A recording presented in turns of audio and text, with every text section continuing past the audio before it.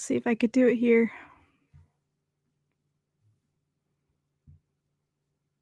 I don't think it's gonna work. But anyways, welcome back to Big Nick Energy YouTube channel. Mill here with another post-game show. This time I'm joined with a guest. We haven't had a guest on in a while, but I'm here with CP from True Knicks Talk. Thank you for joining me, CP. How are you feeling, especially after this game tonight?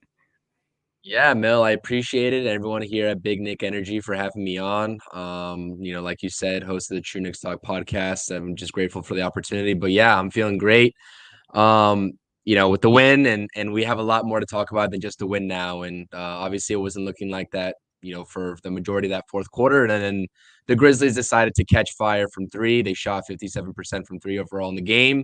Absolutely ridiculous, but we came out with the win, and that's, I guess, how we have to start things off in this stream, talking about the win. Yeah, honestly, I wasn't expecting that fourth quarter to go down the way it did, especially with a series of events between Brunson going down, and then it looked like Hart kind of tweaked his ankle as well. And I was a little scared, honestly, when Brunson went down. I think all of our eyes flashed before our life right there, just thinking about his Knicks season right there being gone. But I mean, obviously, it's just an ankle injury. It looked like he turned it pretty bad there. I don't know if we'll get an update on that soon. Maybe in the own Knicks post game show, we'll hear about that. Maybe over Twitter, but we'll keep an eye on it and we'll see what happens. Hopefully, it's not anything too serious because the last thing this team needs right now is more injuries. We've already been dealing with way too many. We're undermanned. We're still trying to make it work, but losing Brunson for even a week, a few games would hurt. We have a tough schedule this week. Despite this game, we're going to be facing some other tough teams, but we don't need injuries right now. Hopefully, it's good news coming up. Yeah, I mean, and the way he turned his ankle too, if I had to just speculate, obviously coming off of a lot of ankle injuries for myself, playing the game of basketball, I mean, I wouldn't really expect him up front to be playing versus Dallas now on TNT prime time. I wouldn't be expecting him to go against the Pacers. If the Knicks are using any sort of precaution heading into that All-Star break next week, then, we might not see Jalen Brunson until next week. And that creates a lot of holes and that creates a lot of problems for the Knicks. Obviously, Donte DiVincenzo stepped up big here in the absence of Jalen Brunson down the stretch. He's been stepping up big time overall. But if the Knicks want to use an abundance of caution, I probably am guessing, just very highly speculative right now, that Jalen Brunson might miss a few games. Ankle injuries are obviously not the end all be all. They're never like too serious unless it's a fracture or a break, which it just seems like he just twisted it. Just a relatively mild sprain, I would guess. Obviously, I'm playing doctor here, but nonetheless, they want to, I guess, practice the most abundance of caution that they possibly can with their MVP caliber point guard at this point. I think we can confidently say that he's in those discussions. We had that discussion earlier on. But yeah, it's just tough because, I was going through this game and it was sort of a breeze. It was going by really quickly. I was like, are we even playing a game here? Am I even watching a game here? And I was like, why is Jalen Brunson coming back in this game with 20 points, a 20-point lead? And then all of a sudden I look down, I look back up and it's cut to 12. And I'm like, all right, we need to start getting a little bit serious here. And it gets cut to 9. And I'm like, oh goodness, what is going on here? And then obviously the ankle injury happened. So I'm like, who's going to step up for this team? Who's going to be big time? And it was Donte, thank goodness. But yeah, that would have just added insult to injury if the Knicks actually dropped that game to the Grizzlies with Jalen Brunson being hurt. We saw Josh Hart as well getting rolled up on his knee, holding his knee. A lot of injuries. The injury bug is definitely coming around to the Knicks right now. That's the Yeah, case right now. truly. And before Brunson left the court and went headed back to the locker room, he was having a pretty good game, especially in that first quarter alone. He had 20 points and he ended up the game with 27 along with 8 assists, 3 steals. Big game for him. Great start, of course. Do you want to speak a little bit more on that start and just how great Brunson has been for us? Yeah, Jalen Brunson, like I said, MVP caliber, definitely got snubbed at that all-star starter role to Dame over there in Milwaukee. For one reason or other, we know the fan vote is the popular vote now with with these all-stars. But nonetheless, you can't take away what Jalen Brunson's doing. Obviously, he can score in so many different ways. Being a little undersized, that makes no difference to him. He gets buckets in the paint. He uses his feet better than pretty much anybody in the league. I can't really name you a better person in this league that uses his footwork, that is also his stature, better than Jalen Brunson. I just can't do it. So he got off to a great start. 17 points in the first quarter. Great first half overall. I think it was like 21, 23 points, somewhere around there in the half. And he turned it on. And it's unfortunate that he had to come back in the fourth quarter. I think he was always going to come back in the fourth quarter no matter what. I think Tom Thibodeau just has that like sense to his brain where it's like, nah, no lead is safe, and we're gonna bring our starters back out. But nonetheless, that wasn't really the reason, that contributed to his injury. I know a lot of Knicks fans are going to take it out of proportion. That's not what contributed to his injury, but he had, off to a great start. And just want him to rest up, man, before the next game that he appears in. Like I said, I would not expect it to be against Dallas, but you never know. He's a warrior, and I think that's really a testament to who Jalen Brunson is and the type of season that he's having so far. He knows that he's 1A. He's that first option for us. So he's going 100%. to be, and he's going to be on that court at all times. So yeah, he's Yeah. great, phenomenal. There's nothing else you can say about Jalen Brunson. Yeah, and Shoquan just commented, we need updates on Brunson. We don't have one right now, especially because obviously I'm not really able to check on Twitter right now or X to see what's going on. But if we get one, I'll let you know. I'm going to try to be actively checking it in another tab here, but we'll see what we can get from the reporters. And another comment over here, Bob said total in the fourth, 9 for 14, 3-point attempts from or Memphis. Also, we never guarded well against the three. Bucks shot over 60% on us before OG. Yes, OG is hurt. Sims is also hurt. Yeah, I mean, there's a lot in that comment right there regarding the 3-point, the defense, and then also the injuries between OG and Sims. I haven't even really spoken about the whole OG situation on this channel yet, but it's looking really questionable and just I wouldn't even say suspicious because obviously he's going through an elbow injury, but I feel like we're just a little bit left in the dark as fans, not knowing the timeline on this injury. I believe it's day to day. It's I don't know. How are you feeling about this OG injury? Yeah, I mean, it's got me a little bit worried, but like I said, the Knicks keep all these things close. Like, they're still keeping Julius Randle's injury close to them as Yeah. well. We don't really know the full extent of that timeline for Julius Randle. Same thing with OG. At first, we heard day to day elbow inflammation. If it's something like tennis elbow where the tendon's experiencing some inflammation, like I said, just attempting to play doctor here, those can be very nagging, right? And we saw the report saying that he's not going to go out there if he's not 100%. When we are getting so close to the All-Star break, which makes complete sense. So I think that the Knicks are holding all their cards.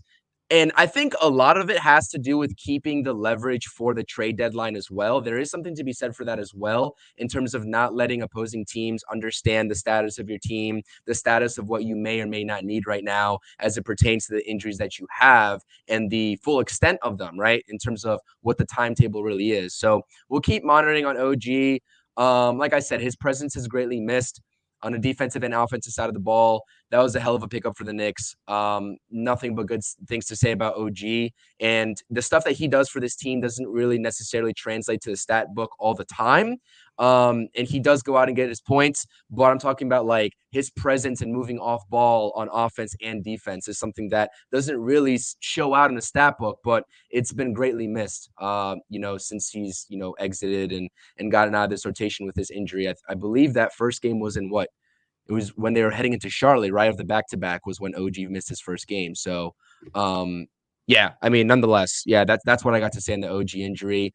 We'll never know. It just seems like the Knicks aren't going to be transparent with us as fans, and that's okay. Maybe the fans don't need to know. Like, we want to know, but they're doing this on purpose for a clear reason ahead of this trade deadline coming up on Thursday. So, I guess we'll know more heading into the All-Star break, and we just got to wait it out between now and next week. So, but yeah, I mean, Bob's right here.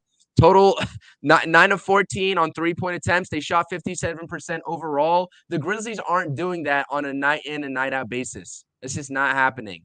So it's very fitting that it happened at MSG and the Knicks were able to weather the storm, but obviously at a cost with an injury now. So, I mean, anytime a team shoots 57% from three, I don't think anybody's done that on the Knicks, minus maybe Milwaukee in those couple of games that they just could not stop missing from three. And now the Grizzlies do it. So, like I said, they're playing shorthanded. They have like 10 to 11 injuries. Clyde and Mike Breen were saying on the broadcast, it is what it is. I mean, this happens. This is professional sports. Anyone can show up on any given day. You know what I mean? Yeah, I definitely got flashbacks to when we played the Bucks and they just really could not miss anything, and that seemed to be the case for them in that fourth quarter. And I always think it's dangerous playing a team that's on a losing streak. I believe they were on a 4-game losing streak. Once they get momentum, they're gonna try to take it all the way and eventually win. They were close tonight, especially in that fourth quarter, coming back, being down so much, over 20 points and nearly 30, I believe. And the way they came back, you could tell that this Grizzlies team, they wanted to try their best. They wanted to win. They wanted to end their losing streak, basically. And um, fortunately enough, we had someone to step up. You mentioned it earlier, DiVincenzo. He was able to hit some clutch shots for us. And I'm glad that he was, because without Brunson, you always wonder who's going to be the next man up for us. Without Randall, Brunson, even OG out there, it's a big question. But I definitely think DiVincenzo can step up to that spot and do it. We've seen him step up for this, in, I would say, the past month, and ever since he's been inserted into the starting lineup, I think his role has gotten so much bigger, and he's fit really well with them. And he's been so underrated, shooting from the 3-point line, and just been phenomenal, really, at your starting shooting guard spot, right next to Brunson. I think he's been doing really well. And there's always that question of, do we really need to upgrade that spot right now with whoever's available on the market? Because he's been playing well. I mean, you're not really going to get another guy. There's not a lot of guys, I'll say, on the market right now that could do much better than what he's doing. Obviously, DeJounte Murray is one guy that would probably just be the better upgrade, but there's not a lot of others besides him right now. Yeah, he's really the only one that would slot into that starting spot in the trade market right now. I agree with you. And Yeah. I mean, I guess as of right now, depending on what happens with Brunson, the Knicks definitely do need another primary ball handler, because your backup point guard is Deuce McBride, and a lot of people are not happy with Deuce McBride off the bench in terms of him being that primary ball handler. A lot of people, such as myself, I like Deuce. I love Deuce actually in terms of what he does off the bench, but I think he's more of a shooting guard, off ball shooter than he is a primary point guard off the bench unit. So if the Knicks are in a position where he's coming in and slotting into that starting point guard role, you got some problems to work out there. You know what I mean? So a trade definitely needs to be in the works here very soon. Definitely. Just wanted to point out another comment. What's up, Ace? He said, "Hey, Millie, my favorite fellow Knicks fan. I'm so pissed off right now. Our whole team is injured and the refs didn't even call a foul." Yeah, that's usually how our nights go with the whole with the refs. That's usually how it goes. We don't always get calls on our end, or it's not fair, but Yeah. they'll be pissed off. We got the win. At the end of the game, we got the win. That's what matters. I know it was ugly in that fourth quarter, but still, we got it, and we're moving on to the next one. Every win matters at this point. I'm honestly just watching the Eastern Conference standings, watching if we can get back into third place and possibly second, because I know Cavs just somehow managed to get up there. They're third. They're going crazy. Have you seen what they've been They're on doing? fire right now. Yeah, They're on fire. completely crazy. And they just, I feel like no one's really been talking about them except for recently, like the last 2 days or so. They've been mainly talking about the Knicks because we were on the longest winning streak in the NBA before we lost. So now the Cavs are being talked about, and they're definitely something to look out for, I would say. I know we beat them in the playoffs last year, and we did it really well. We massacred them, but it's definitely something to look out for now, because they're going to be contenders, whether we like it or not. Yeah. Donovan Mitchell's been on a rampage. Yeah, I mean, I think at the Knicks at full strength, right? Obviously, we're talking about Mitchell Robinson. We all saw what happened last playoff run in the first round with Jared Allen, Evan Mobley getting shut down by Hart and Mitchell Robinson. The same thing is going to happen this season with reps full strength. But this is a tale of two tapes right now between the Cavs. They're getting rolling, and they're heading into that All-Star break with momentum. And the Knicks are somehow clinging on with all these injuries piling up. Like I said, it's the tale of two tapes. The Cavs are legit. I'm not going to write them off. They have outside shooting. I think the Knicks are with this win, they're half game out of that 2 seed that the Cavs are in, and we're going to see what happens here with the Bucks versus the Suns. I think they're playing on TNT right now. Monitor that score as well for that 3 seed. But like I said, a win's a win, as you mentioned in terms of the answer to here to Ace, and we just got to take it one game at a time. That's really what we have to do with these injuries. It's just one game at a time. Definitely agreed. The Amesh commented, "Who's the new guest? Haven't seen him yet." This is CP. He runs his own Knicks channel. If you want to plug it in right now and tell them a little about that. Yeah. At CPNY Sports, I talk about all things New York sports. True Knicks Talk podcast on my channel. Go ahead and subscribe if you haven't done so already. I talk about the Mets, Giants, Rangers, all that good stuff. So all New York sports talk on my channel. I appreciate it. This is a great opportunity to be up on here. I watch you guys' post game lives all the time. I always hit the chat when I can. I'm not doing my own post game lives, and it's a great discussion with you all. And obviously, I was chatting with Joe. I know we're not able to get him up here on the live stream as well, but I'm happy to be, up here in his place and keeping his seat warm for the next time he comes around. So I appreciate it. Most definitely. And King Joe said, Brunson's not a championship player. I also want to say that he had another comment that said NBA is different than college. You can go first on this comment because I don't agree with it right now. Yeah, it seems like you have a fan in the chat. I think King Joe Robinson is a fan of yours, Mill. But no, I mean, yeah, I mean, there's nothing much you can say. I mean, there's going to be trolls here, obviously. Brunson's not a championship player. I mean, I don't understand where that comment's coming from. It's probably not logical in a sense as well. I think he said he was a Heat fan up in the chat as well, which makes complete Oh, sense to where this okay. comment's coming from. So yeah, there's probably a lot of Heat fans, a lot of Eastern Conference fans over here. But We get a no, lot of like I Knicks said, fans too. Brunson.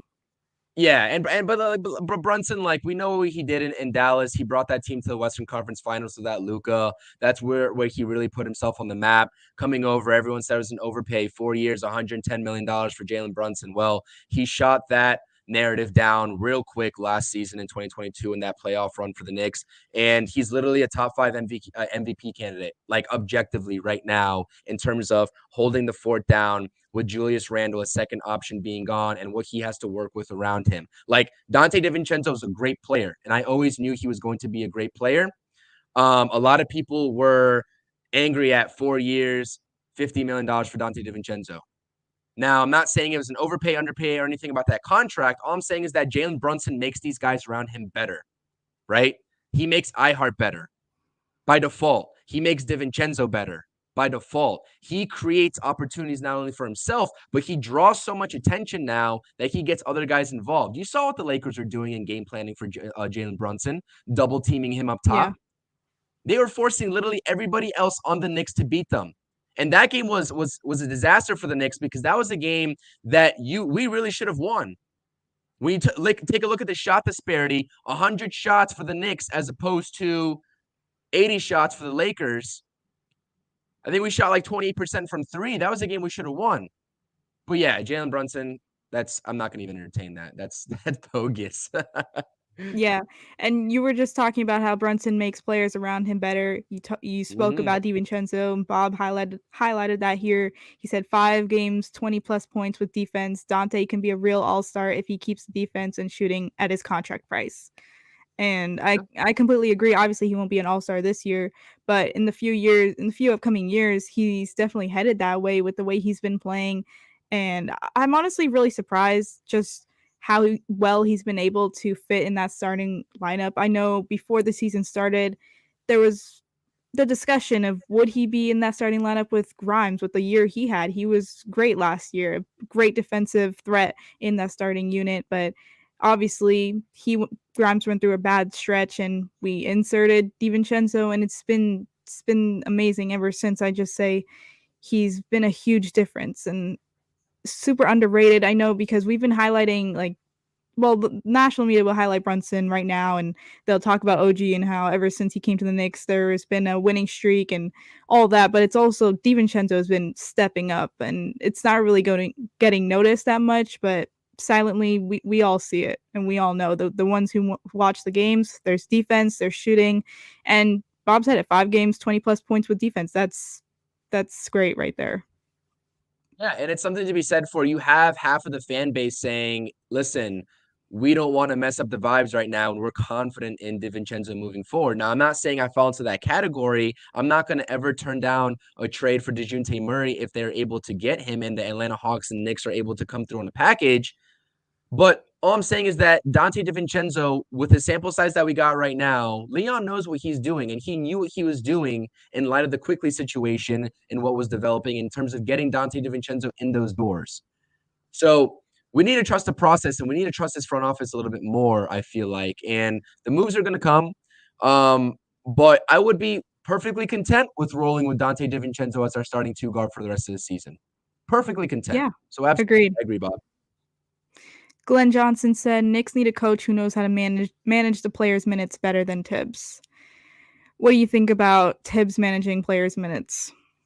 I'm not sure if this is in relation to what happened tonight with Jalen Brunson and him Probably coming back on is. the floor. I'm assuming that it is. And my question to you is like, what would you have done differently? Maybe I wouldn't have put in Jalen Brunson when it was a 20-point lead. But as soon as you get to 12 points and the game becomes manageable for the other team, we saw the Grizzlies even cut it down to 4.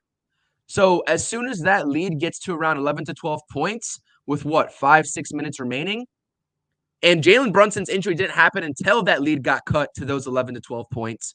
There's not really much else Tibbs can do there. So I agree with you in the overall sentiment, Glenn, that, maybe Tom Thibodeau should have waited a little bit longer in hopes that the Knicks don't play lackadaisical and the Grizzlies don't go on that 18-1 run to cut it to 11 to 12 or whatever it was at that point. But as it pertains directly to Jalen Brunson's injury, I'm not so sure there's much anything else that Tom Thibodeau could have done differently to prevent that. So, yeah, initially when he went down, I was definitely mad in that moment and questioning why Brunson was even playing the fourth quarter when this is a super bad team we're playing. And I know the lead was at 10 at that point, and to me, I just thought he didn't have to be in that game. I think that the Knicks would have tried their best to figure it out, and maybe DiVincenzo would have did his thing if Brunson was on that bench at that moment. But again, you said it. It's I don't think Tibbs doesn't mean for that to happen. The lead was getting cut, and of course he's going to put his best player in to make the Knicks win. That's just what coaches do. They're going to keep their best players in there if they see that we're headed towards a bad direction and it looks like they need help. So, and there was also a lot of discussion about Tibbs managing players' minutes with the Randall injury because I believe that was also in the fourth quarter. Few minutes left to go. It was also like I would say like a 10-point lead or a little bit more. I really don't know how he could have prevented that because it was still a close game. That was against the Miami Heat team who would cut their leads down pretty quick, few shots and they're already back in the game. It's tough. I know it's definitely a tough situation. it is. Like I said, I mean, it is what it is. And Tom Thibodeau definitely is hard headed at times. I'll give Glenn that. But as it pertains to the injury today, I'm not going to put that on Tibbs. Yeah. Brian said, ugly last 13 minutes of the game, but we can win. Yep. Very ugly, but a win is a win, they say. Jonathan has a comment for you. Hey, what's good, Jonathan? I appreciate it. Thanks so much. Yeah, Yeah. like I said, I'm filling in here. I appreciate it. Make sure you guys are hitting that thumbs up for BKE. And check out my channel as well, CPNY Sports. I appreciate it. But yeah, just filling in here and hopefully to be on here a little bit more with you all. You guys do a great job on here, and I definitely appreciate the support and I appreciate the content as well. I'm always checking in with you guys. So what's up, Jonathan? And Mish also said, "Oh, fire! I literally just followed you on Twitter the other day. I need as much Knicks accounts as possible before the deadline." Yeah, Absolutely. I think he's referring to you because he was the one that commented earlier. Who are you? Yeah. That's right. That's right. I appreciate it. Thank you, Amesh.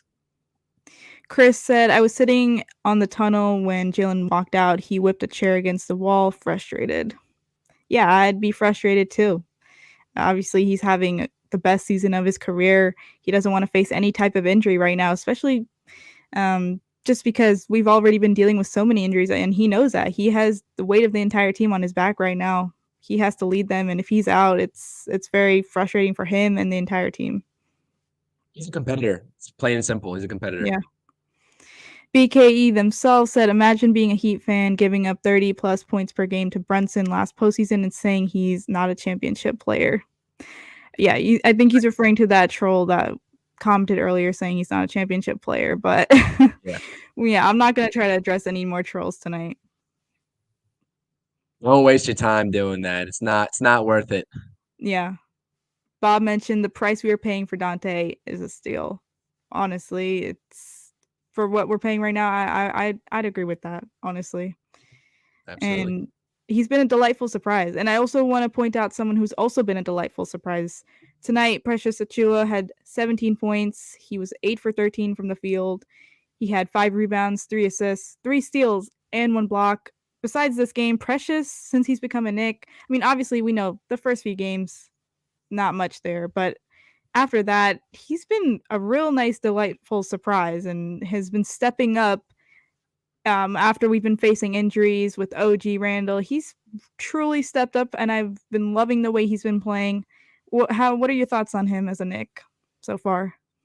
Yeah, honestly, I'm not gonna lie to you. I gotta go and hold myself accountable here. When I dropped my video on the OG and Precious trade, obviously in that blockbuster, I had a lot of mixed emotions. I thought it was a good overall trade. Like I knew that the Knicks needed to sort of move on and have a different sort of landscape over the course of the rest of the season, and especially with Quickly's upcoming contract extension. I know that that was presumably I foreshadowed it in the offseason, like a trade was definitely looming there. Um, but I honestly and genuinely thought that Precious was just a throw in this trade, and that Julius Randle, obviously, not having really a backup power forward for the first half of the season with the OB trade in the offseason, that Precious Achiuwa was probably going to average somewhere around, 7, 8, maybe even 9 minutes in that sort of Obi Toppin sort of situation and that type role where Julius Randle just needs a breather. And obviously, one thing leading to another, whether it's injury or whether it's just Precious Achiuwa just playing out of his mind for the Knicks, I could not have been more wrong. And I'm so happy for the guy. I believe he's a New York native. And he just plays with a fire. And that's what we want out of players that come here and are sort of, I guess, mixed into this New York Knicks culture. Like these guys play with a fire, they play with a passion. And that's exactly what Precious Achiuwa brings. And obviously, we saw it tonight. He had a great game. I believe he had 17 points. Did he have a double double? I think was he in double digits in rebounds again? I don't have the box score up by He me, only but had 5 rebounds tonight. 5 rebounds. Surprising Okay. because he Um, usually's had but more. regardless, he makes his presence felt. And the thing is that with Precious Achiuwa, he is playing out of position right now. He's playing sort of a backup center type role. He's a 6'8" power forward, and he's guarding opposing team centers. And he's holding it down. And that's what we need to understand about Precious Achiuwa. Yeah, he's going to let up the occasional offensive rebound just because that height difference definitely at face value is going to make a difference at the end of the day in terms of other players getting able to get positioning on him. But he's playing undersized, and he's doing it very well, might I add, especially in the absence of whenever Hart was dealing with that Achilles injury or Mitchell Robinson going down and playing extended minutes, and Julius Randle obviously going on the shelf for quite some time here with that shoulder injury. He's holding it down. I love me some Precious Achiuwa, and I was definitely wrong about him, I must say, and I'm happy to say that. Yeah, honestly, I know a lot of people did criticize him for the first few games.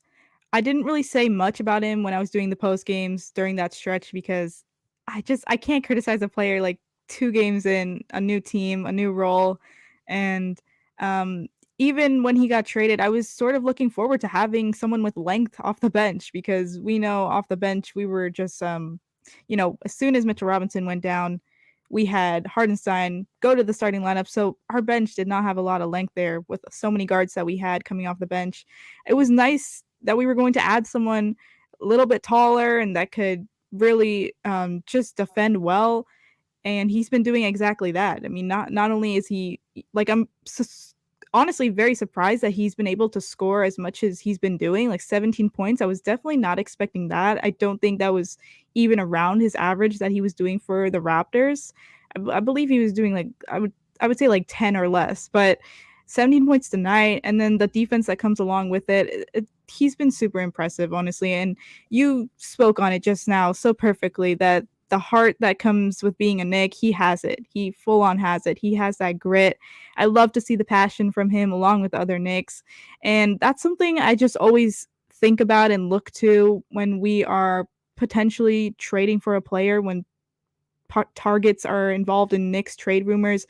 I always just wonder, do they have that New York grit? Do they have that hustle that every player on our team has right now? Because before I want to trade for a guy, I really want to make sure he does. And I want him to mesh with this team because everyone plays out of their mind with the hustle. And that's really what's been in my mind with these trade targets and looking through everyone, because there's been so many people that have been brought up in the past few months or even the past few weeks. I haven't been able to keep up with it all, but the deadline is literally in 2 days, so we should, I saw a comment here before asking about that. I'm gonna highlight that. Yes, Jason said, "Do we need to do another trade before the deadline?" And I'm very curious to hear your thoughts on this topic. Yeah, I mean, before the injuries, I definitely thought that we could have stayed pat and been fine. But now that we have all these injuries accumulating, yeah, they need a move. They absolutely need a move. And it becomes a tricky situation because you don't want to overcrowd the roster, especially when your guys come back. But you definitely need that piece, right? To sort of be that primary ball handler that we were talking about here in just a second. So, just to answer your question at face value, without sort of providing you any sort of other context. Like, yes, I would be happy and okay with them to bring back another big via trade. But when Mitchell Robinson, Julius Randle, and those guys come back, how do you play that with Precious Achiuwa and Isaiah Hartenstein on the bench? And the same thing goes for the guard situation. But at face value, I know we haven't talked about it. I'm not sure if we're going to get into the topic by itself, but Malcolm Brogdon, like you were saying, probably is that fit. Everything that I've heard today essentially is saying that the Blazers are reluctant to trade him at this deadline. They're going to wait till the offseason for one reason or another. I'm not sure why they would hold off on doing that. Um, Oh, Not they sure said he's that? going to build his value up any more than it is, but that's what I heard. That would be probably that my favorite piece for the Knicks to add, because you can slot. He's shooting over 40% from three this season. You can slot Deuce McBride to the two. You don't take away Deuce McBride's minutes. Deuce is a great off-ball shooter, and you have your primary ball handler averaging 5.5 assists a game this season. But like I said, if it's unlikely, you got to make something happen, because I don't buy into the hype that it's DeJounte Murray or bust. This team needs a primary ball handler for the second unit. And I know a lot of people don't want Clarkson. To be honest with you, that would be my least favorite acquisition as well. But if it meant actually having a primary ball handler on the second unit and Brogdon's not available, DeJounte Murray's not available, if Clarkson's what we can get, then Clarkson's what we can get, because we need that. He has one of the highest averages off the bench of any, I guess, sixth man this season. I know he's shooting abysmally from 3-point land. It's like 30% flat. It's horrible. But we have that shooting from three with Deuce McBride at the two. Another name, familiar face. I know this is going to trigger a lot of Knicks fans, but Alec Burks. Alec Burks played that sort of like hybrid one guard in that 2020, 2021 playoff run. It would make sense. You know, he's not going to be that distributor, but he can get you buckets when you need off the bench. If Deuce McBride goes cold, obviously we have a lot of, I guess, worry when we want to when we get into the playoffs and we have Deuce McBride coming in there, putting too much pressure on him to be that bucket getter. I know he can get buckets, but we need a solidified bucket getter. And if it's Alec Burks, then it's Alec Burks. But to answer that question above, yeah, I think this Knicks team at this point in time absolutely needs a trade. Yeah, definitely. I think with all the injuries we're going through right now, something has to be done. I mean, we can't just keep playing our starters like over 40 minutes a game. And last game, it was crazy. I think, or it was either the last game or just one of the most recent games. Brunson played 45 minutes and every minute in the second half. That's just wild in itself. And we can't keep doing that to our starters. We need to get some bench help. And I completely agree with you about the Brogdon take. I support that. I think he'd be my number one option right now. He's someone who has experience. He would be a veteran on this team, being 31 years old, definitely one of the older guys. And I think he'd be able to lead that bench unit with confidence, and he'd be able to help them out. Pure bucket getter as well. I believe he's averaging 15 on the season last time I checked. But that's someone who will give you consistent buckets, and someone you can rely on, because you need guys that you can rely on, especially in the playoffs. We don't know. Last playoffs was crazy, but a lot of guys didn't show up for us between quickly scoring wise. I'd say in the Miami Heat series, quickly, obviously he got hurt and sometime in that series, but also kind of disappeared a little bit. And then Grimes, no 3-point shooting. It's just a lot of people didn't show up in that playoff series, and you want guys that will show up. I think Brogdon can be a huge help, and I think we desperately need it. We do need it because we're down guys right now, and even if Jalen Brunson, hopefully it's not the case, but if he does happen to be out for a few games now, we need more help than ever. I like the what you brought up. You brought it up earlier though, just now, saying if we do sign someone like a center or someone taller, it would be an issue later on in the season, definitely, because Mitch is going to come back. They said it today that if everything looks good after All-Star break, he is going to start practicing on the court. So we know he's coming back. Hartenstein, he's he's great right now, and we have Precious who can also play that center position, and we have Sims. So it's like you're adding another center there. I don't know how that would work towards the end of the season. I mean, it's nice to have depth, but you said it. We need that ball handler. We need it desperately. And it I don't know if they're going all in for DeJounte Murray right now. I don't know if they would do that to mid-season, do that trade. But I would love to add someone without having. I don't even know if it's possible, because I was talking about it with Joe a few days ago. But adding someone without having to give up anyone off our bench right now, just like draft compensation and maybe like Fournier's contract. But I don't think we can give up anyone off the bench right now with how undermanned we are. Even Grimes, when he comes back, he could be huge for us. He was a key before he got hurt. So if we could get Brogdon with somehow, I would definitely support it. We need the help. And before I go on, I'd like to highlight the super chat here. Thank you, Vinny. He said JB and Hart left the arena without limp. And that's really good to know, because we don't want them hurt. We can't afford more injuries. And again, thank you for the support, Vinny. But you can if you have anything to add on to what I was saying, I'm just gonna look for a few more comments here.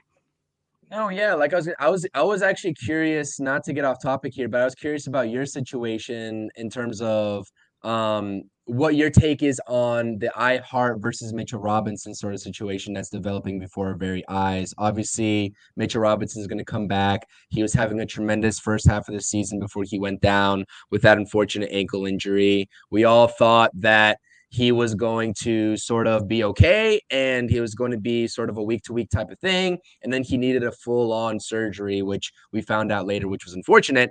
But with Isaiah Hartenstein going to be pretty much commanding that bag this offseason, heading into free agency, stepping up huge in the absence of Mitchell Robinson. And even when Mitchell Robinson was on the court and on this roster and playing these games, Isaiah Hartenstein, whenever Mitchell Robinson got into foul trouble, he was doing great things off that bench. It didn't matter if Isaiah Hartenstein was starting or coming off the bench.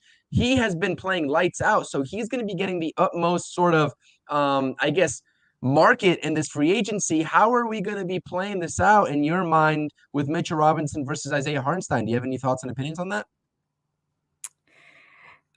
Honestly, it's such a tough subject, because Mitch has been a great player, and especially before he went down, he was having a phenomenal year. He was leading the league in offensive rebounds, and he was making a case for being defensive player of the year. I know it was only like it wasn't that far into the season, but he was still extraordinary in that aspect. And then you mentioned it. iHeart steps in and he fills the role completely, just perfectly. You couldn't ask for a better replacement than iHeart.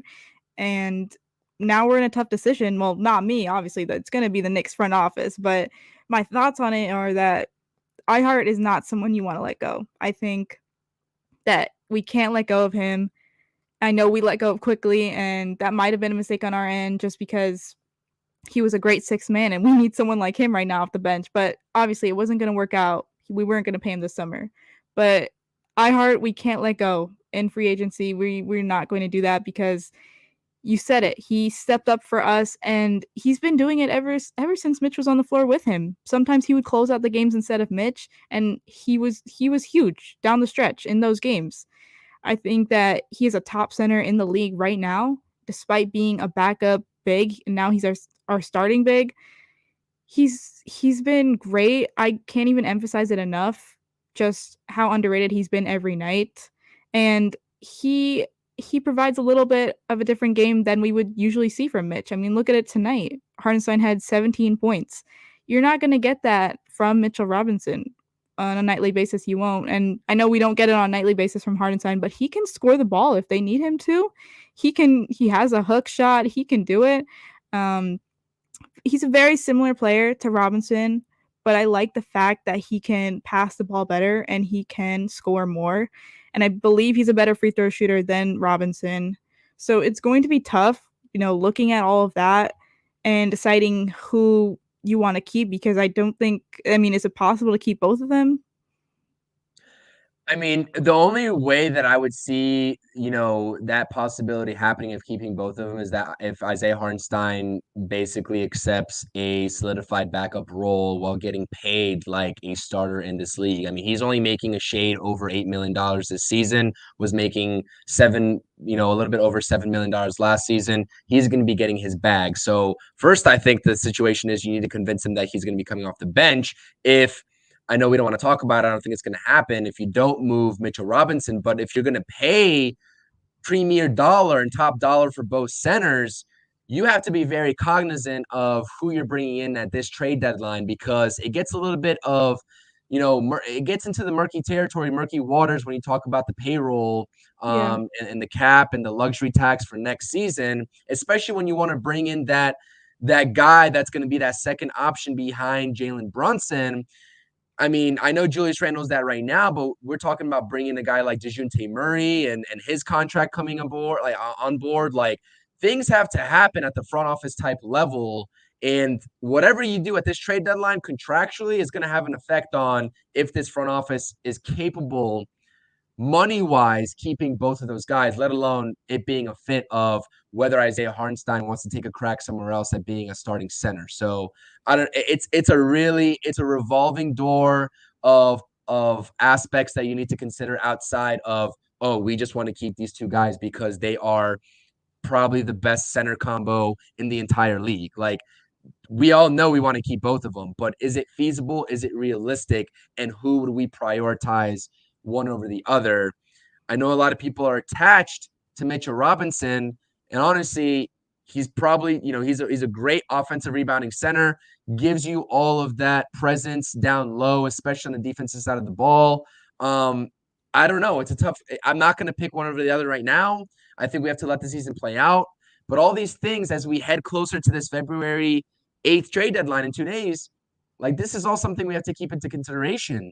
Like we have a movable piece money-wise with Fournier's contract. But any money that you take on that's going to extend past this season, if you're not acquiring an expiring contract, it impacts a lot more than you think. So that's what I think the chat should be definitely cognizant of when we're talking about these trades, especially a guy like Brogdon, who's also going to be making $22.5 million next season. That's money you have to pay. And Fournier, I don't believe is going to match that money next season because there's a club option for him that's probably not going to be exercised, if I had to guess, by whoever would acquire him. So food for thought there. I'll leave it at that. Really tough subject. And I'm not even that knowledgeable on the whole money side of it, but you definitely are. So I'm going to be tuning into to more of your shows just because if I can I understand it the way you were just explaining it. So definitely. And Cameron said February 8th is the deadline. It is coming up in 2 days. I'm not sure of the 3 p.m. exact time. Do you know the time? I think it's 3 p.m. deadline. Yeah, and the Knicks play that day as well. So we'll see if anyone is not on the team that is usually there. It'll be definitely the hottest day in the NBA every year. It is. It's going to be crazy. Let's see some more comments over here. A said, Millie is the GOAT. Keep up the grind. Go Suns. Nice. Very nice. What's that game looking like right now? I'm gonna check it right now. Actually, I'm very in tune to this because we need the Bucks to lose. Obviously, it's pretty close. Yeah. 35-33 Bucks leading. I think someone said in the comment section here below, or above, that Middleton got hurt. Chris Middleton got hurt. So, and Dame's not Oh, even playing in this game. So, I believe Malik Beasley got the start for him. But yeah, interesting developments nonetheless. is Dame hurt? I'm not sure what happened to Dame. That's a great question. I'll have to check after we get off the stream what happened to Yeah. him. I, But I yeah, didn't if hear you anything, but I we'll didn't see see. anything either.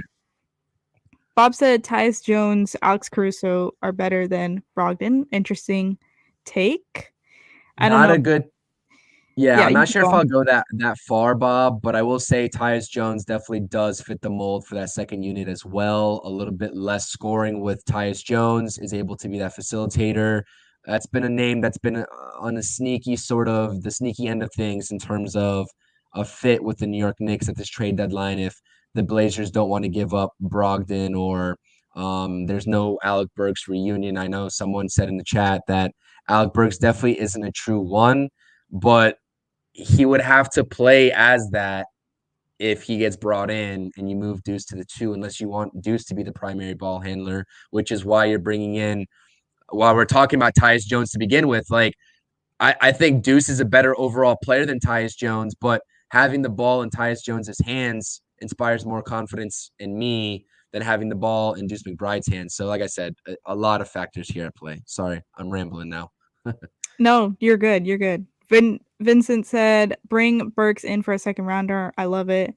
If that's all it would take, honestly, I would do that because you, Why you not? you spoke about Burks earlier. He was on this team before. He has experience. He would be a veteran, and he'll give you buckets. He's a straight bucket off the bench. I honestly, I'm here for Burks as well because he'd be cheap, and I love that part. But I know a lot of fans would not like that, and they would be disappointed in the front office for just settling for Alec Burks for this trade deadline. And I mean, would you be disappointed if we just settled for him? No, like I said, as long as the Knicks do their due diligence elsewhere, like Burks is not the 1A option I want here on Yeah. this at this trade deadline. Absolutely not. But I think the Knicks need an upgrade. If they go through their rounds of Brogdon, he's not available. DeJounte, we can't come up with a price point for the Atlanta Hawks. I know the Lakers are actively engaging in DeJounte Murray trade talks, but that's a whole different situation with what they have to offer. A guy like Jordan Clarkson would probably be higher up on my totem pole, even given what I said earlier about his ugly 3-point percentage. At least he does provide that immediate scoring, I guess a little bit more so than Alec Burks, even though we all know Burks is a bucket getter. I think that if the Knicks deem this reunion fit, Vincent is absolutely right. If history repeats itself, DeJounte Murray, Alec Burks, Joe popped up. That scared I'm me. taking over. You can get Alec Burks for All cheap. the screens. I think that's the consensus here. I don't know why this isn't working. Oh, there we go. There we almost go. That's a You four-person. scared me when you There we popped go. up on there. I was like, where did I go? I didn't. Yeah, I don't know why I did that. Usually, I can just press the layout and then it works out. Hey guys, the Knicks won. Jalen Brunson got hurt, and we're all gonna die. How do you all feel? Yeah, the world is ending right now, Joe. This is it. CP, welcome, man. How's your show going so far? How do you like it here? Life is good, man. It's a great conversation. The chat's popping. Everyone's providing their opinions. Trade talks. I think we talked more about the trade than the actual game itself today. Yeah. Obviously, the game is what it was, but we're getting to some heavy fine tuning of this trade deadline. So it's great. That checks out. We did a 2-hour stream today. I think me and Ange are gonna go back on tomorrow. Mill, you've done a great job censoring James, by the way. I strongly appreciate what you were doing in the chat. I also I think I put him in timeout like twice. Yeah, I saw that. You deleted a lot of stuff. Oh, James, let's go, man. That doesn't mean I'm not going to delete most of your stuff. I just want to let you know that. I also, while you guys were all talking, I also changed the thumbnail because you didn't have Jalen Brunson hurt, and that's the most clickbaity thing possible. I made it just a giant Jalen Brunson hurt thing, so now we're going to get hundreds more views for people oh Yeah. my God, the world is ending. But he'll No, probably be fine. I wasn't sure because I was like, DiVincenzo was huge down the stretch, and he ended with 32. So I'm like, that should be the talk of the game. But then again, Brunson left the game with his ankle injury. So I didn't know. I was torn.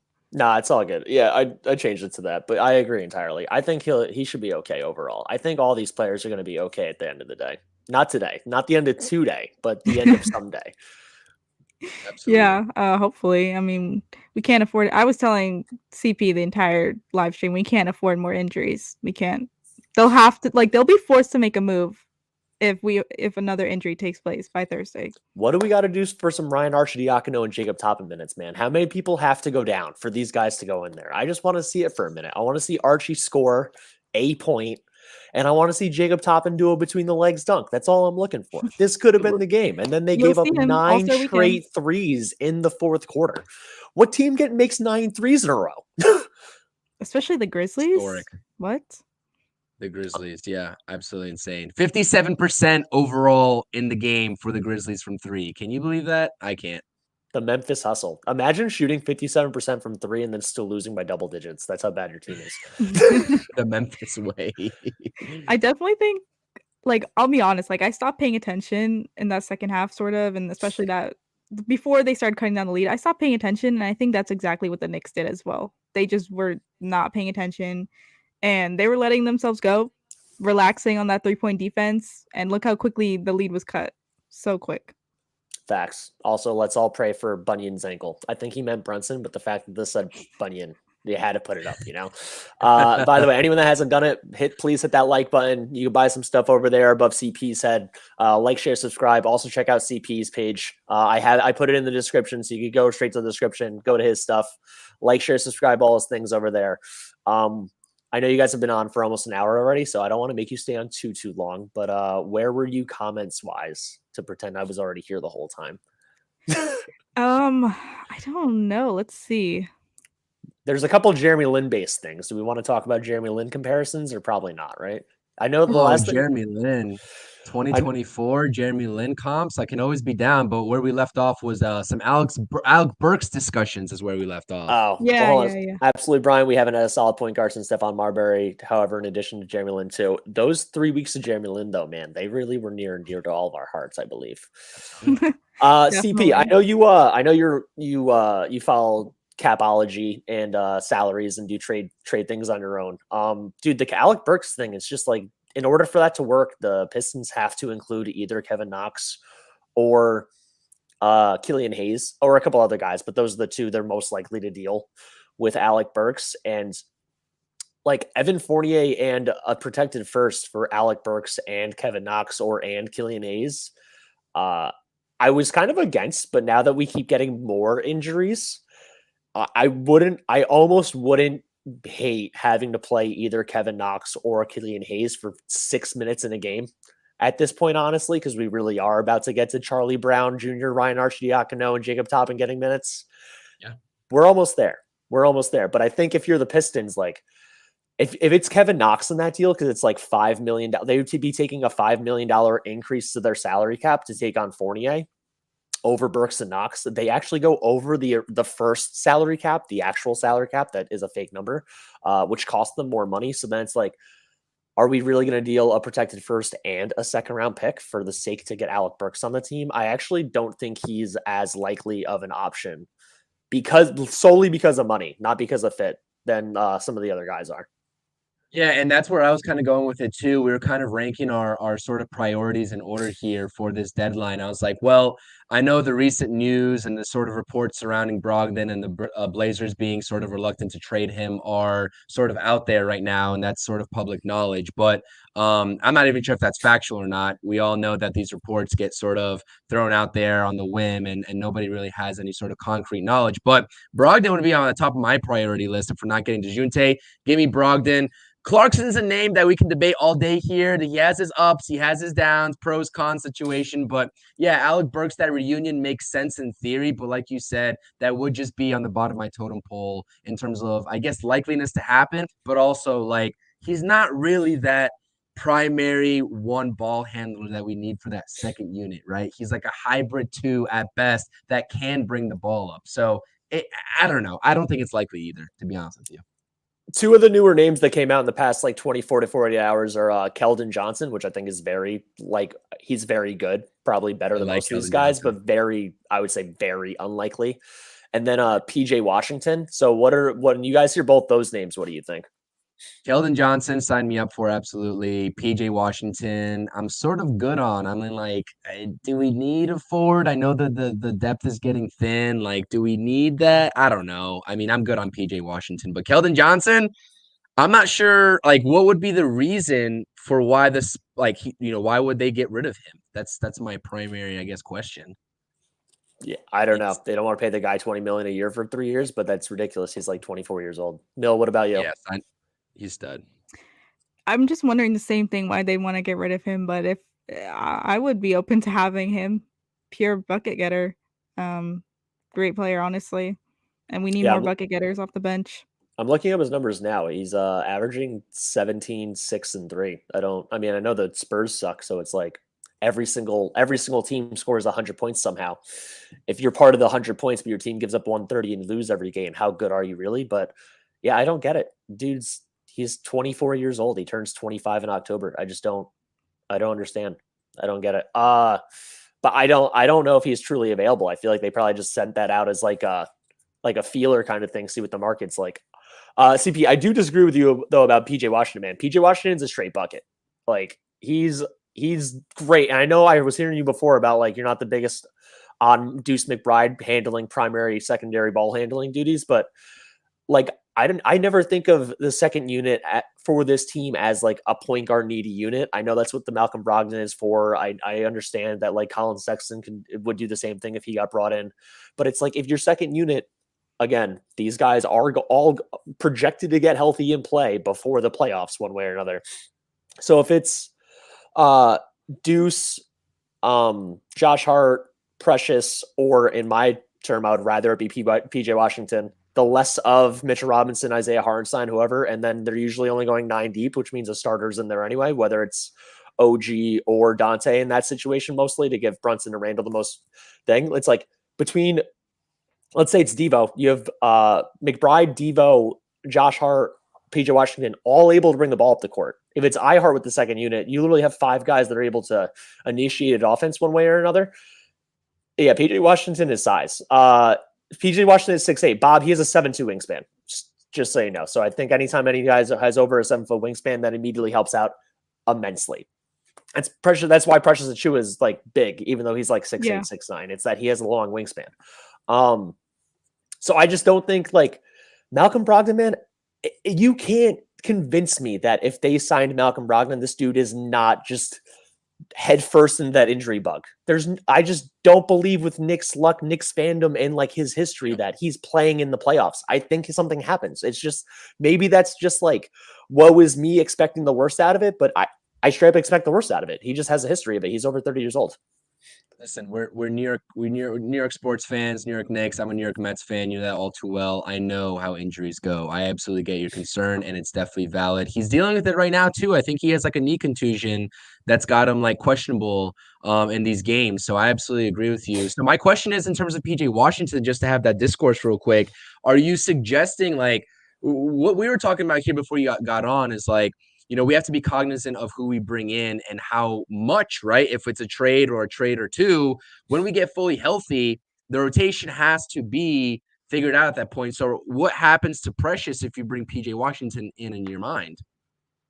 I think at that point it's matchup and team dependent, right? Like if you need a more defensive minded rebounding guy, you have Precious out there more often. If you need someone scoring, and PJ Washington's on fire, like the guy literally had 43 points in a game last week.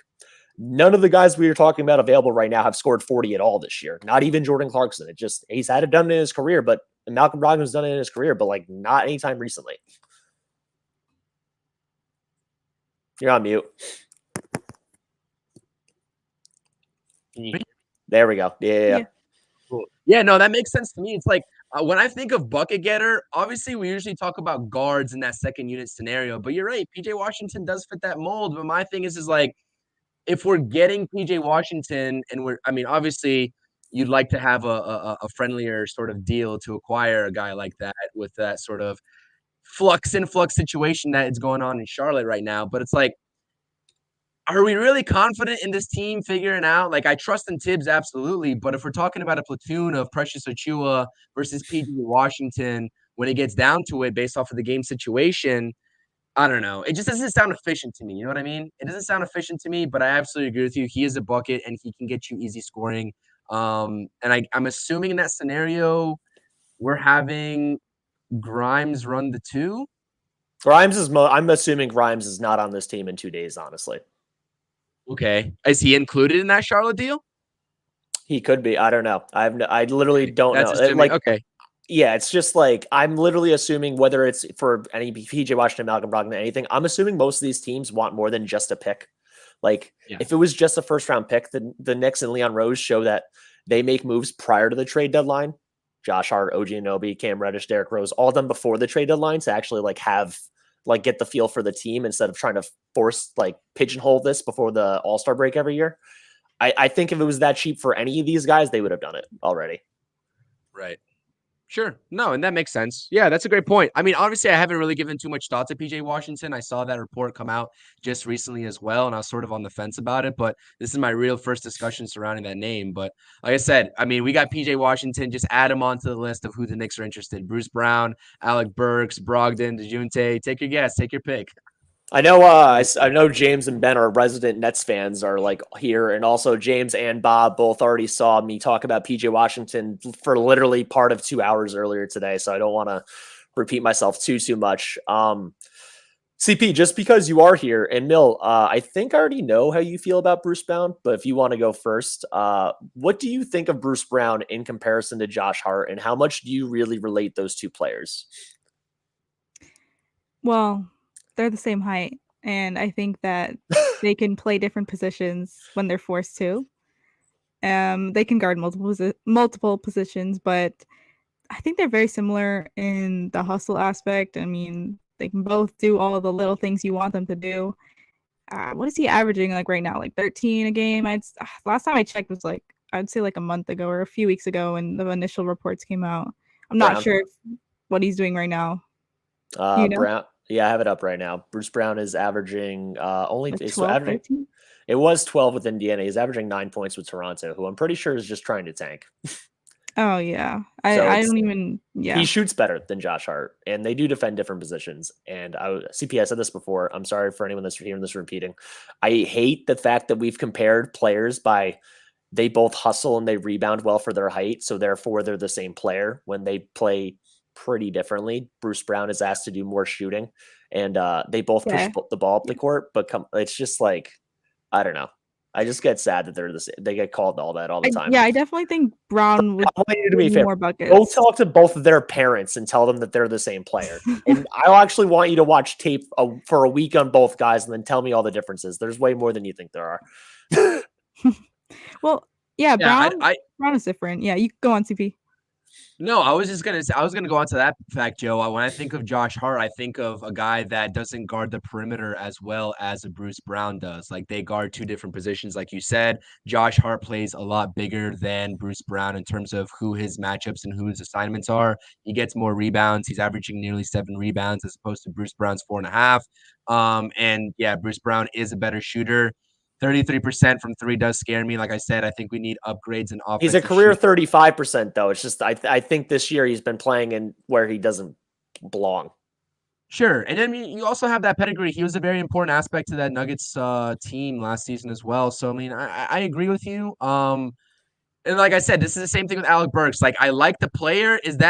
Are they high on my totem pole list in terms of wants and how they directly impact this Knicks team? No. But am I going to be unhappy with them?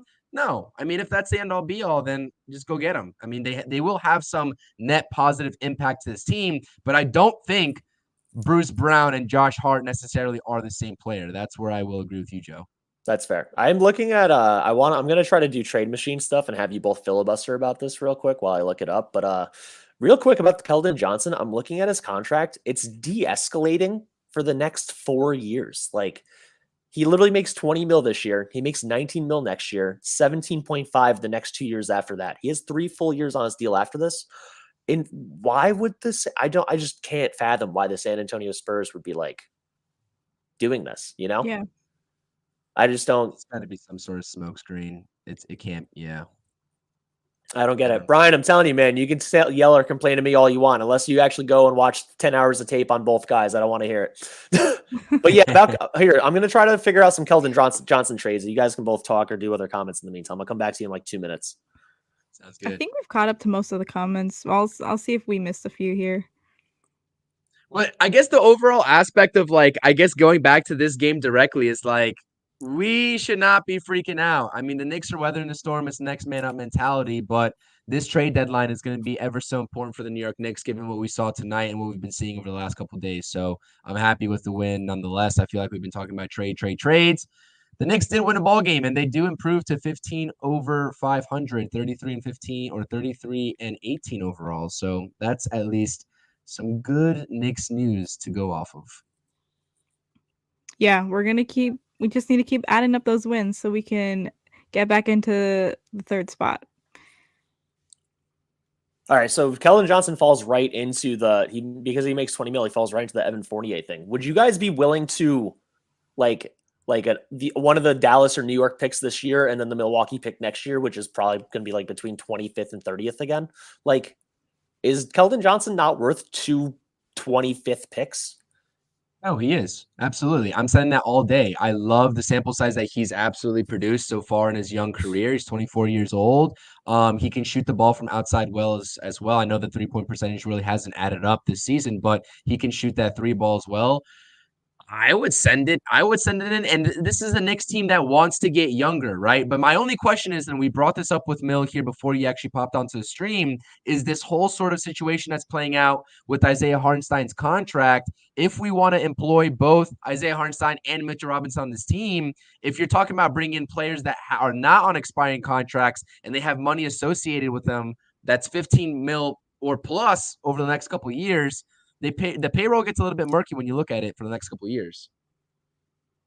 Yeah, no, for sure. And I'm pretty sure Isaiah Hartenstein can only be offered up to 125% of his contract this year from the Knicks because of bird rights. It's like bird rights are so weird that they make you have the opposite powers as restricted free agency. It's like instead of giving the team the chance to match, you actually prevent the team from keeping the guy. So like if iHeart is making gets offered 18 mil next year, the Knicks can't do anything about it. He's just gone. Yeah, absolutely. I would hate to see that happen. Bob, I'm looking online right now. I just want to respond to this dude. I'm looking online right now. It says that don't mind that I put Donte DiVincenzo. I just did that for matching purposes. Zach Collins cannot actually be traded until the end of the season. So Zach Collins isn't even an option. Oh, wow. Because he signed his extension too late in the year. There's a lot of nuances as it goes to these trades and who can be traded, who can't be traded. I know Josh Hart had that no trade clause for a certain time period there. And then it escaped. And I don't know. It's just weird when talking about those nuances of those contracts. That's why I love going on trade machines, because it's you could put in every name and then you just find out stuff. Yeah. Josh Hart can actually be traded for I think a 24-hour period this week. His thing literally starts at midnight. I think it starts in an hour, technically. The Knicks aren't trading Josh Hart, obviously, but if they wanted to, they have until midnight in an hour until 3 p.m. Thursday, and that would be his only time frame. Kevin Knox, for example, the Alec Burks thing, Kevin Knox can only be traded February 8th. So he can be traded from midnight until 3 p.m. That's 15 hours he can be traded for. It's just it's so weird. Yeah, it's really weird. It's really, I heard that Josh Hart clause too in that, I guess, 24-hour period or whatever you just stated with Josh Hart. I'm like, first of all, I'm not sure why that's a thing. That's just very restricted for no reason. I'm sure there is some sort of answer to why that is a thing, and I'm sure they're not just doing it just to do it, but it's very peculiar to me. But no, you're right. Josh Hart's not going anywhere, so it's a moot point. I mean, if you went to Villanova, you were staying on this team. Absolutely. Yep. Even you, Archidiakono, don't worry, man. We're not doing the same thing to you we did last year. Hey, Sadiq Bey, where you at? Sadiq get Bay. Let's buy out Kyle Lowry. Let's have him come over here.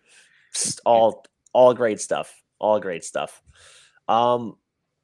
Before we go, how long let's put it this way, regardless of how long Jalen Brunson is or isn't out for, would you want him to play again before the All-Star break? No. How many more games do we have until the break? No. Only 4. 5, right? Oh, four. Okay. Today So was the 5th. Yeah. I'm good with that. And We're good. I'm I good. don't know. I don't think I would. If that ankle is just going to bother him, and I don't want him to aggravate that again. If the Knicks Take ended a up break. going 0-4, would you guys both be okay with it? It's Dallas, Indiana, Houston, Orlando. It just like sacrifice these games for the sake of health. Would you be okay with that? For me personally, knowing how nagging these ankle injuries are, that thing's going to swell up tonight. I understand that you want to push through it and he's a warrior. He wants to play, but knowing how nagging these injuries can be, it's not the end all be all. It's like a week to week type of thing. If you're an actual human being, if you're Jalen Brunson, might be day to day. But for the sake of him just going into All-Star break and getting as much health as possible before starting off on the right foot for the second half, I'm sorry, I might have to sacrifice that. Maybe we sneak a game in or two over the 4-game stretch. These are very tough teams are playing. Talking about Indiana, Houston, Dallas, you said, and the Magic. I mean, it might be 0-4 without Jalen Brunson logistically and realistically speaking, but I think that's a chance that the Knicks might have to take at this point. Mill, would you be okay with them going 0-4? There's a chance they would drop down to 5th below Philly. They're currently, I'm looking at it right now, they're currently 2 ahead of Philly and 4.5 ahead of Indiana. I'm not even worried about Milwaukee, Cleveland for the sake of them losing in this scenario, not winning. I honestly think it depends if we're going to be getting OG back or Grimes back in the next 4 games. Like if they're back, I think I'm completely fine with resting him as long as we have other people to step up, especially having OG back would be huge. That would be a relief right there. But if they're not coming back in the next 4 games and Brunson would be out for the next 4, you got to sacrifice that. He's having a phenomenal career, phenomenal season right now, and you don't want to jeopardize that with an ankle injury, forcing him to play. And then a different question for both of you guys, but based on the similar where they're in the standings right now. Say the season ends tomorrow, and assuming we're more healthy than we are, you can assume Mitch might be out for the sake of this because he's the only one that might really actually be out when the playoffs start. Maybe Randall, but who would you want to face most in the 4-5 matchup, assuming the Knicks were 4th or 5th, obviously? Would you want to see Cleveland again, Milwaukee, or Philadelphia? You could go first, Ahead, CP. Let's take that one. Oh, wait, No who's one going wants. first? You both said go. You both told the other one to go first at the same Mill, time. you got it. I've been answering first a lot of these times. Mill, you got it. This is all you. That's tough. You said if the season were to end today. The season ends today. Assuming it's either Cleveland, Milwaukee, or Philadelphia, who do you want to see the most in the first round? Well, I mean, right now Joel Embiid's out for Philly, so probably them. I think that's the right answer too. I just wanted to see what you guys would say based on the whole we dominated Cleveland last year, but they have way better 3-point shooting this year. Yeah, I'm going Philly all day long. I don't want to see their outside shooters. They had fits against Miami in that series against the outside shooting. We even saw today that their rotations were very late during that little hot streak for the Grizzlies. So I think that Cleveland is going to be a little bit more of a nightmarish matchup for the Knicks as opposed to last season and what we saw in the playoff run. I still think the Knicks are a better team on paper, fully healthy, but I think that you'll be hard pressed to find anybody saying it wouldn't be Philly. Like, do we really want to face a Dame and Giannis-led Bucks team, regardless of what's happening over there in Milwaukee right now when it comes down to crunch time? Like, I wouldn't. Give me Philly all day long if the season were to end today. Facts. Yeah, agreed. And the Cleveland thing, like Sam Merrill, who apparently is now Sam Merrill's Donte DiVincenzo basically with worse defense. This dude shooting like 46% on catch and shoot threes, like from 35 feet out.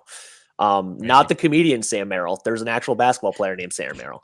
And then Georges Niang, like they just have like, I mean, and then obviously Mitchell and Garland, you can't like really do a lot against. I would love to just see Mitch and Hart just destroy Mobley and Allen again, though. Like it'd be so funny to just watch that happen again. It would be a 2.0 situation. They're both still the same size. Mobley and Allen aren't bigger, and Mitch and Hart are still way bigger. So, listen, I'll tell y'all what. Georges Niang, he is an absolute scrub, but he gives me nightmares ever since what he did the last couple go-rounds against the Knicks when he was a Philadelphia 76er, just leaving him wide open to torch the New York Knicks. He gives me absolute nightmares. And it's a player that should not like give me Taurean Prince. Yeah. Yeah. Yeah, absolutely. Don't even remind me. Don't even remind me. It's like, hey, are you the 9th best player on your team? We're letting you hit 5 threes in MSG today. Have fun, buddy. Unreal. That's really how it goes, though. Remember when Ricky Rubio dropped like 36 on the Knicks and like do. made 5 threes and just like, dude, you haven't made 5 threes in a month combined. Like what?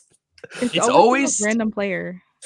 exactly. It's like always some random pitcher for the New York Mets to just shut them out, a rookie pitcher, and for the New York Knicks, it's the same thing. The last man in their rotation just torching the Knicks from deep. Like so many similarities between my teams. I hate it. CP, I swear to God, every time the Mets face the Arizona Diamondbacks, there's a rookie pitcher playing that I've never heard of before, and it's like, and John Schmon Bond, 8 innings, 1 hit, 3 walks, and 7 strikeouts, and you're like, dude, Never who fails. are you serious? And of course, they hit 3 into the fucking pool outside. Like, come on, man. Never fails. Never fails. Ugh. Never fails. Yeah. Oh, Ben's here now too. Let's go. We got Ben and James. I'm pretty sure they're still the same person. You can't tell me otherwise. I don't know. Guys, what else do you want to talk? Anything else before we sign off or do anything? I think there's one more comment here. Just to add to the discussion we were having, Vaughn Allen said, the thing is, the Cavs and Boston have not played this version of the Knicks fully healthy. I'd take the Knicks in 7, Boston, and 6 in Milwaukee. I will tell you, well, this in comparison to this comment, I understand the Bucks have been missing Drew Holiday in terms of their defensive schematics, but you look at the sample size of the 4, I believe it's 4 games that we've played Milwaukee already. They clutch up and they match the Knicks' physicality whenever that matchup happens. It's like they turn on a switch and automatically play up to the Knicks' competition in that physicality. Boston, the same exact thing. So that's where it comes like, I understand Milwaukee has their struggles, but that's why I wouldn't want to see them in the playoff time. They match that physicality. Boston does it. Miami somehow always figures out a way to do it against the Knicks, and Milwaukee does it. Those are the 3 teams that I can confidently say ups the intensity and matches the Knicks' physicality. And at that point, it becomes a really tough ball game. And the Knicks are playing basically against themselves in terms of the physical aspect, which is very hard. So I don't know. I'm not sure if that even makes sense, but that's just how I see it in terms of just the X's and O's of it. Well, if the Knicks don't make another big move, I picked Boston and Denver to make the finals. I have no reason to think otherwise still, honestly. Milwaukee, I could definitely be swayed one way or another. And the Knicks haven't played Milwaukee yet with OG. I know they haven't played Boston yet with OG either, but I think the main issue with Boston is like stopping Kristaps from being 5 out, and then actually like OG can only cover one of Tatum and Brown. Someone is still going to have like a chance to like score 30 on their defender. You know what I mean? So go over the screens. I'm tired of going under the screens on Kristaps Porzingis, Isaiah Hartenstein, and Mitchell Robinson both doing that this season when we played the Celtics. And I don't know if I drives me blame them, man. insane. It's just they're meant to do drop coverage. They're trained to do drop coverage. It works Yeah, it's against true. 90% of the teams. You only play. There's only so many Kristaps Porzingises and Karl Anthony Towns that you go under and you get burned on. It's just I don't know if I blame them more than Tibbs, one or the other. I think it's wrong either way, but You got to adjust at some point, though. It's just that's throughout the ball game. You know what I mean? yeah, 100%. I would but I do think Milwaukee would putting OG like either. I would probably have OG more trying to cover Giannis than Dame, and then try to just double team Dame quite a bit with Devo. And I guess no, I don't know. I feel like I would want to put OG on Giannis more, but I know Tibbs would end up having Randall on Giannis more and just try to like use physicality versus size, which very weird thing to do. It's like a leveraged NFL thing at that point. I like Julius' sample size versus Giannis this season. I think he held his own. More recently, yeah, but in the past, like there have been games Giannis shot 45. I don't know if Giannis is actually on a downside in his career or just having like he's been holding an injury back or whatever, but like seems like Giannis plays now like he's older than 29 years old, and I don't mean that as a compliment.